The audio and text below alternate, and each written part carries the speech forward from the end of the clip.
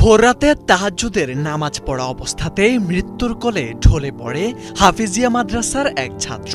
গভীর রাতে আল্লাহর আনুগত্যে তাহাজ্জুদের নামাজে দাঁড়িয়ে যেত যে শিশুটি, সেই শিশুর শেষ নিঃশ্বাসটিও থেমে গেল সেজদার কাছেই। ২৯ নভেম্বর ভোররাতের নিস্তব্ধতা ভেদ করে পুরো মাদ্রাসায় ছড়িয়ে পড়েছিল কোরআনের সুমধুর তিলাওয়াতের ধ্বনি।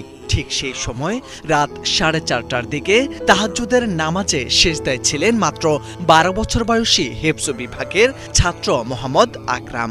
তাহাজ্জুদ নামাজে দাঁড়াইছে। তাহাজ্জুদ নামাজ আমি 2 রাকাত পড়ছি, দ্বিতীয় রাকাতে দাঁড়াইছি। দাঁড়াবার পরে আকরাম শেষ বৈঠকে বইসা সে বড় বড় নিঃশ্বাস ফেলতেছে। মনে হয় যে বুকের মধ্যে কি আটকেছে, এরকম নিঃশ্বাস নিতে কষ্ট হইতেছে।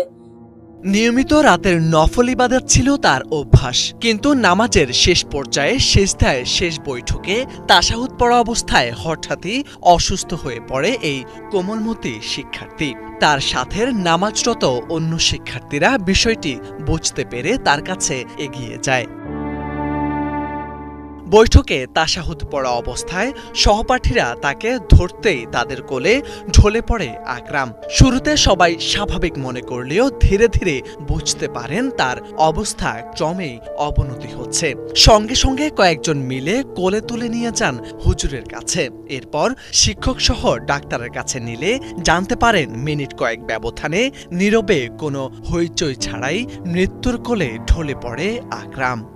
আমি তাশাহুদ পড়ে সালাম ফিরাই, তাকে ধরছি, 2-3 বার ডাক দিছি, সে কিছু বলতে পারে না, মনে হচ্ছে ভিতর থেকে কথা আসতেছে। তারপরে আমি ধরছি, তাকে ধরে কোলে নিয়ে তার মামার কাছে নিছি। তার মামা আছে। ঘটনাটি ঘটেছে নোয়াখালীর চাটখিল উপজেলার বিষ্ণুরামপুর নুরানি ও হাফিজিয়া মাদ্রাসায়।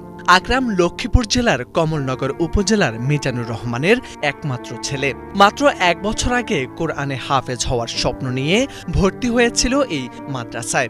শান্ত ভদ্র ইবাদত প্রিয় বলেই সবাই জানতেন আকরামকে।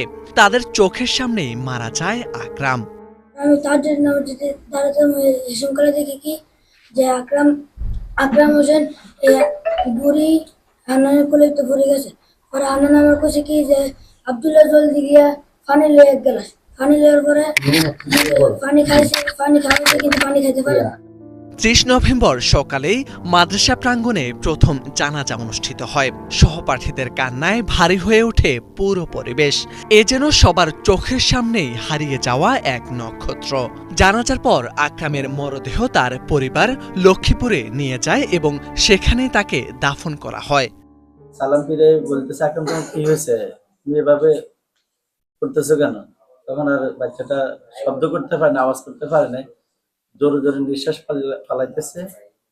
এই অবস্থায় তার মামা আমাদের এখানে পাশে চাকরি করে মাদ্রাসা মসজিদে আমাদের একসাথে, তার মামারে ডাক দিয়ে আনছে। আকরামের মৃত্যুতে মাদ্রাসা, পরিবার, এমনকি সামাজিক যোগাযোগ মাধ্যম জুড়ে ছড়িয়ে পড়েছে গভীর শোক।